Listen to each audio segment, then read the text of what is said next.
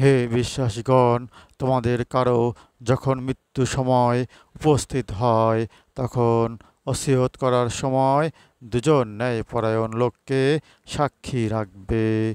তোমরা সফরে থাকলে এবং তোমাদের মৃত্যুরূপ বিপদ উপস্থিত হলে তোমাদের ছাড়া অন্য লোকদের মধ্য হতে দুজন সাক্ষী মনোনীত করবে। সন্দেহ হলে নামাজের পর তাদের অপেক্ষমান রাখবে।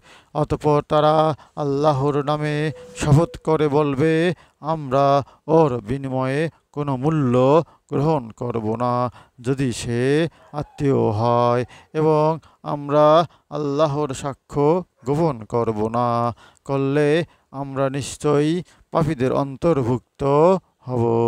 সূরা মাইদা আয়াত 106। হ্যালো বন্ধুরা, লাইক ও শেয়ার করো।